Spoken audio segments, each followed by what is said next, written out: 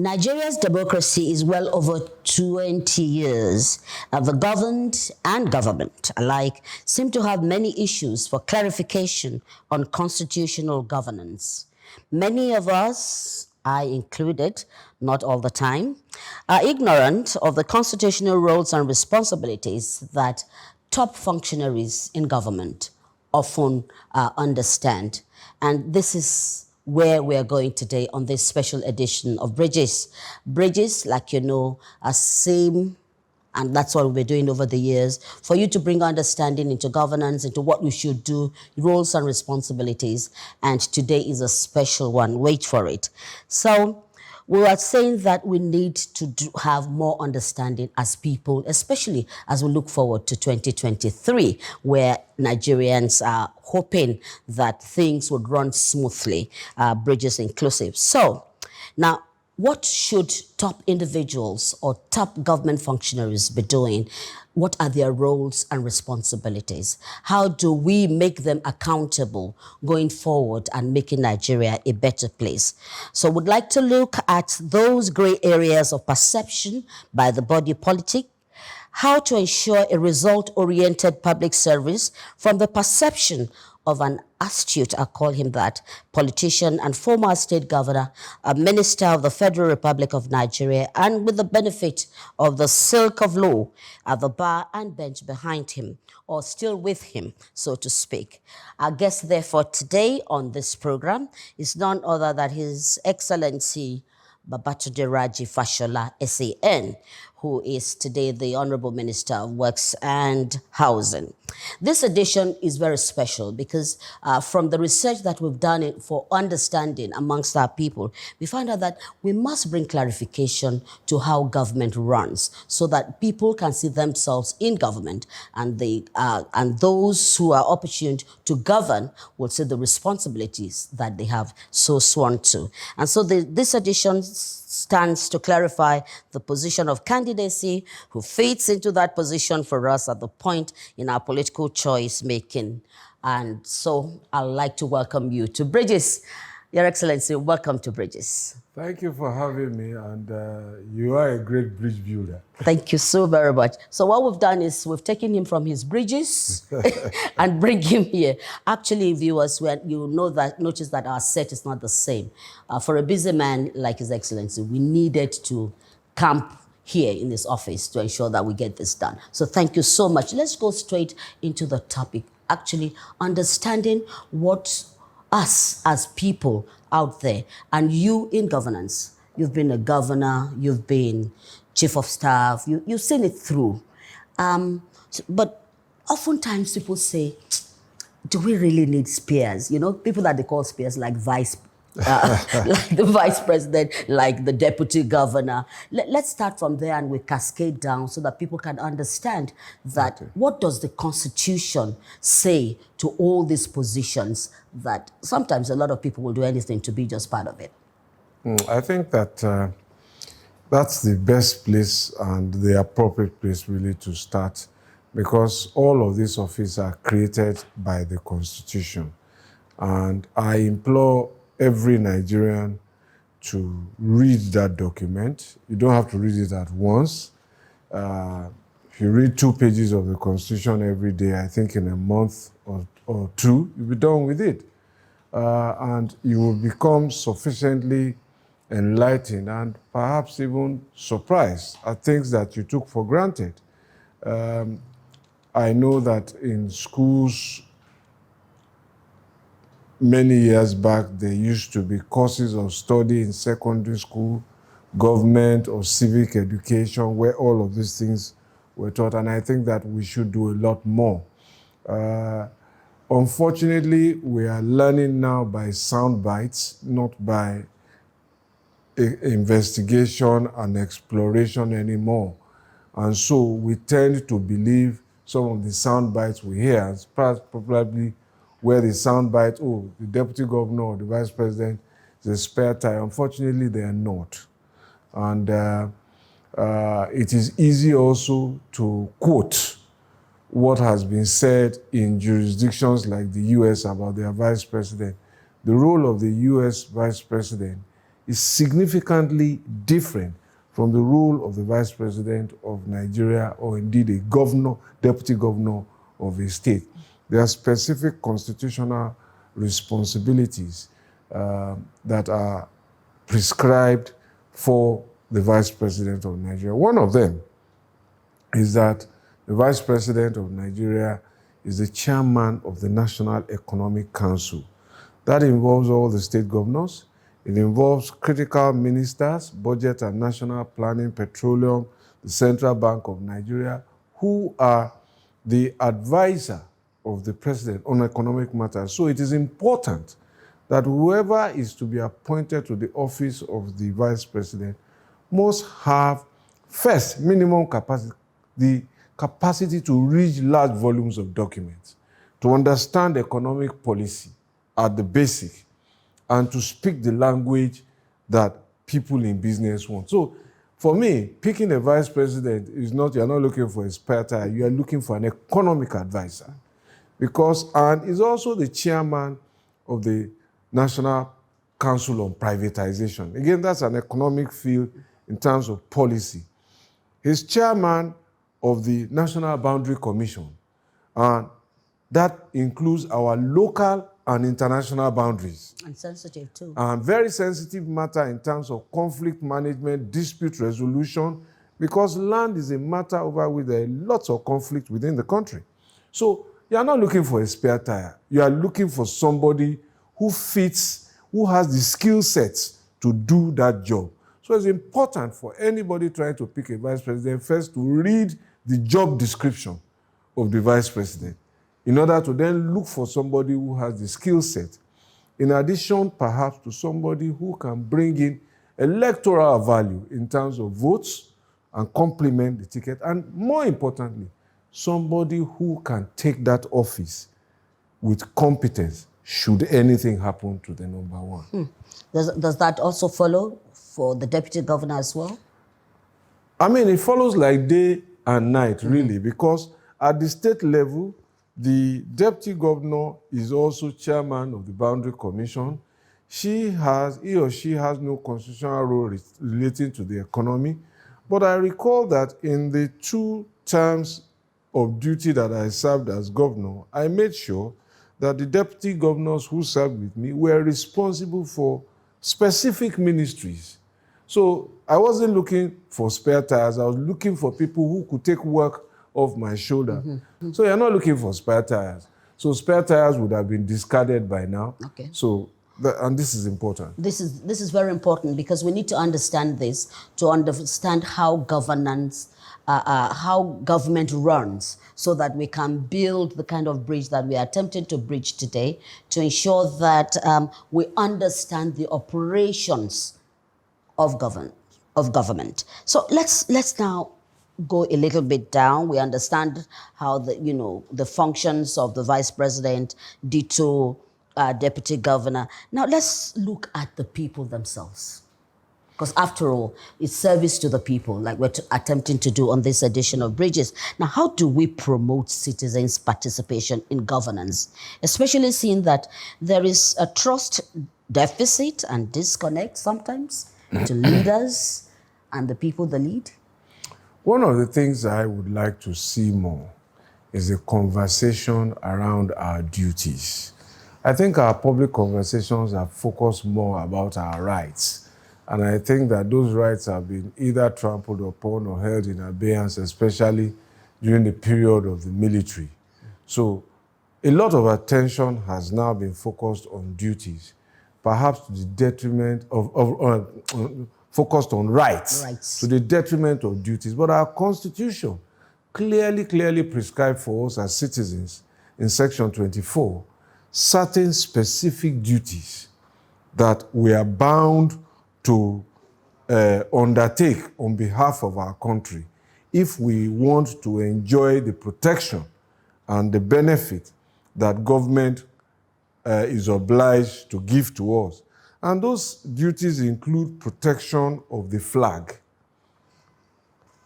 preservation of the dignity of the flag as a symbol of our sovereign status. Those duties include helping law enforcement agents to apprehend crime by providing them information and whatever support. Those duties include obeying laws made by government. And those duties, more importantly, include the disclosure, full disclosure of our income and payment of tax, in order that government can have resources. And they include other duties, I dare say. Those are some of the ones.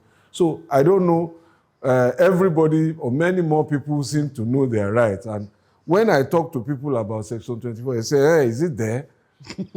And I think we must teach more of this. Wow. But more importantly, and this is important, is also the responsibility of each level of government.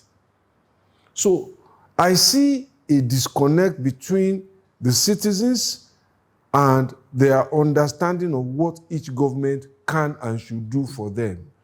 So when I talk to people about education, I see that they are talking about primary education, which is the fundamental education, and primary health care. So when I tell them that federal government has no responsibility for primary health care, they say no. I say yes, your local government. That place where they teach you the most important education, literacy. A for apple, B for boy, 1 + 1 is 2. That's a fundamental education. Federal government does not own a primary school, not one. So, and I see that as a possible point of discord between the warmth with which members of the public vote and embrace, and I've embraced every president since 1999, and how quickly that wedding and the honeymoon period ends very shortly. Very, very. Federal government does not have responsibility for primary health care. That place where you can get basic health care, health check, immunization of your children, they are local government responsibilities in the 4th schedule of the Constitution. And I think we should begin to familiarize. So if you are voting, what are you expecting? So if you are voting for a president to give you water in your state, you will not get it. It's not his job. Water supply in the state is not a federal government responsibility. The work of government at the center with regards to water comes with managing the water bodies, the lakes and the rivers, so that no state over-extracts water from one river to the detriment of others. After that, how you take it into your water works, how you purify the water to World Health Organization standards, how you pump it into the homes, federal government has no responsibility there. And so this is interesting, that people must understand this.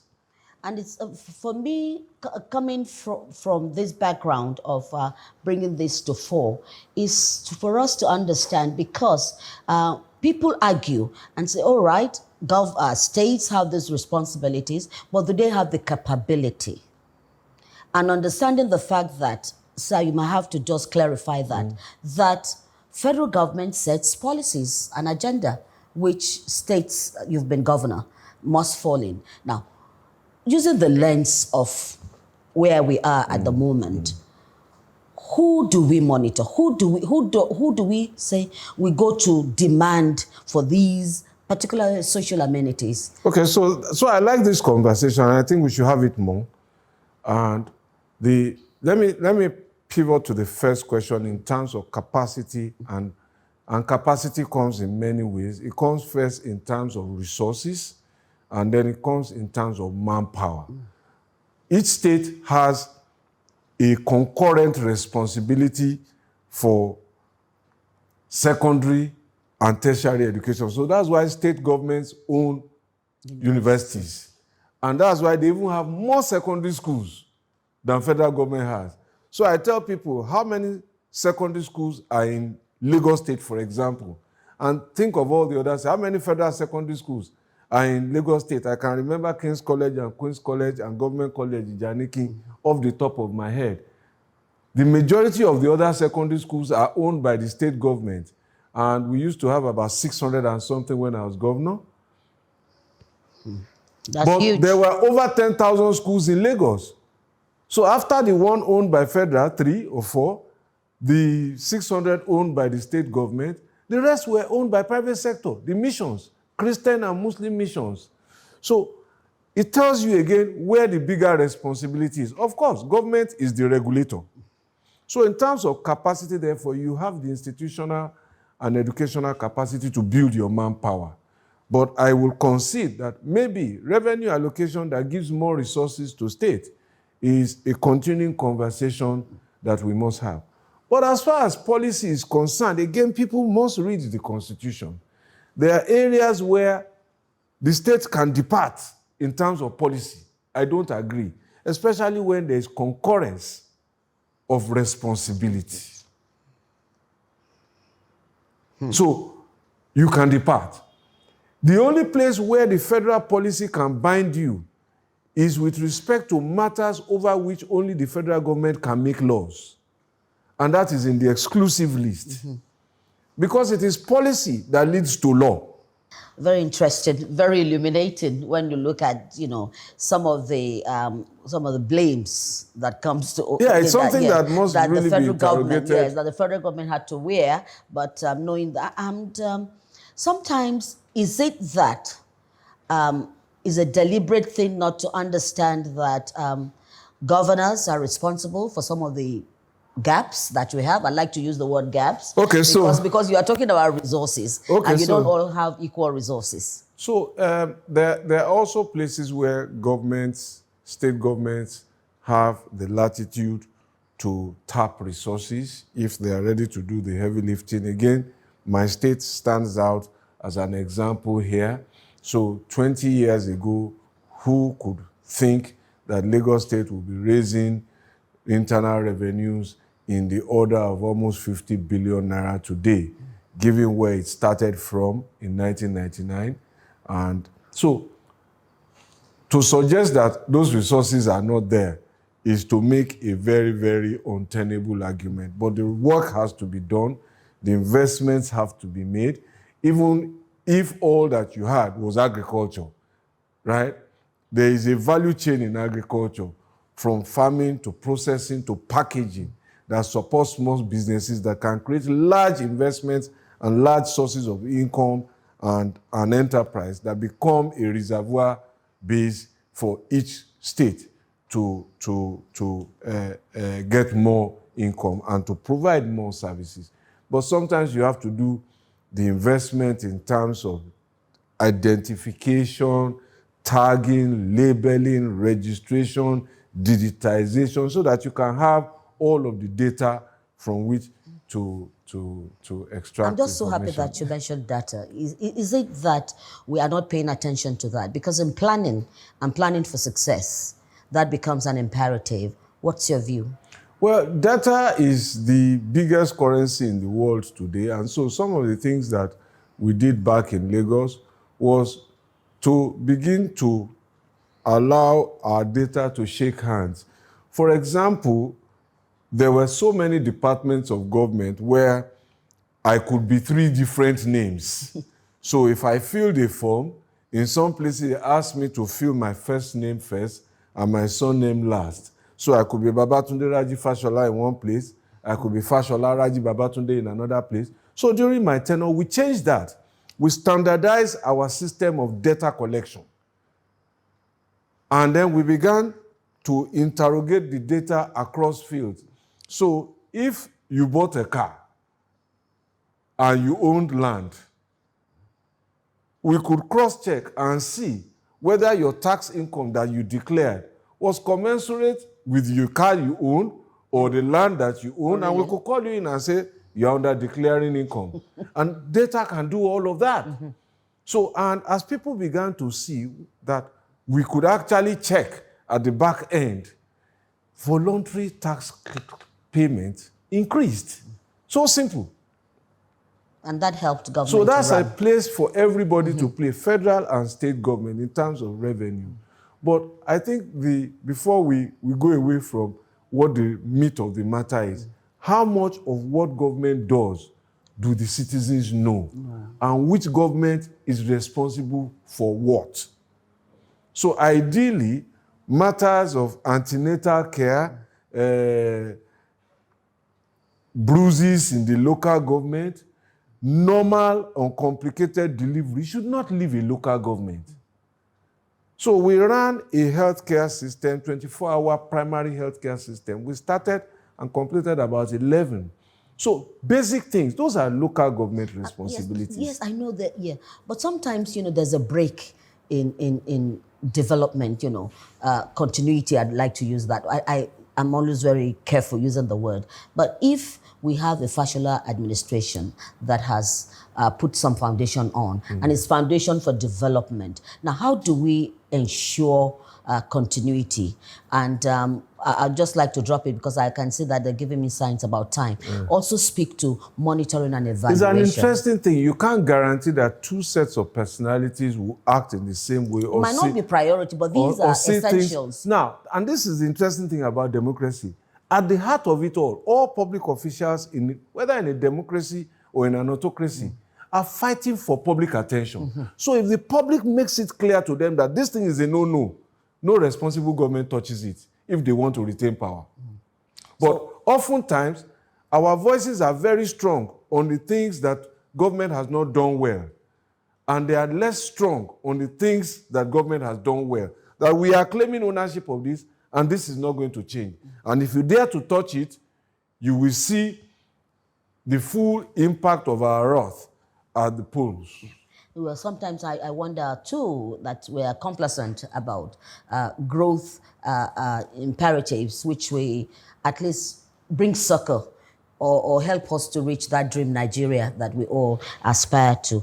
Now, I would want you to please speak on the roles the leader must play to make public sector work like private sector. You have been in the private sector. Well, it depends on how you see yourself, really. But you cannot really impact the public sector without understanding its mechanics. The bureaucracy is a global concept for public service delivery. The reason why it works the way it works is that is perhaps the best way to keep it on its feet. It is different from the private sector goals. That said, however, if you understand his language, there's nothing government can do. That's what I've learned. It's a fantastic animal, but you have to speak his language. And the language starts from the head of service, the PAMSECs. The civil servants and the public servants respect their PAMSECs and their head of service more than any governor or president. So if you want to succeed with them, you have to bed with those officers who are their leaders and initiate reforms slowly, because change is difficult to impact. And if you do that, the likelihood is that you will get them to commit and identify with some of the goals you want to achieve.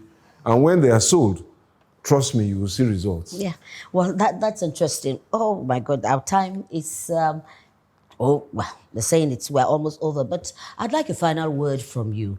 What are your hopes? What are your aspirations? You've seen it through for a true Nigeria to emerge, the kind that will make the governed make demands and understand their rights, and what those in government should be able to do, talking about leadership by example, for example. Well, seasons come and seasons go, and I believe that the quality of governance we get will be determined by the increasing quality of our human capital that comes into government. The best cannot refuse to participate in the most important undertaking and expect that it will work for them. They must come and invest in it, their skill, their time, and their resources. And in so doing, shape how the animal called government behaves. So those are my thoughts. Are you fulfilled? Haven't served through? Final word. If you ask me, I am the most unkind person in self-assessment because I always see room to improve. But in terms of modest achievements, I can say confidently that everywhere that I have been, I have left it better than I met it. I've moved the needle, and that is enough. And that's the spirit, making it better than you met it.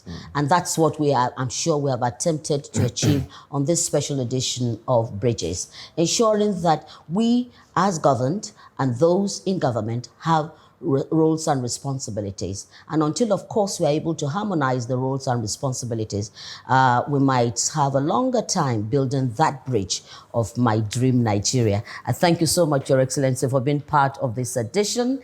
And we'll move on. We'll still come back to you because I know that there are several areas that we are not able to touch. Yes, yes. Is that a promise? So I can tell my viewers. Yes, it is. All right. So we'll be back again. Thanks for watching. Bridges will be back same time next week on NTA. Keep on watching.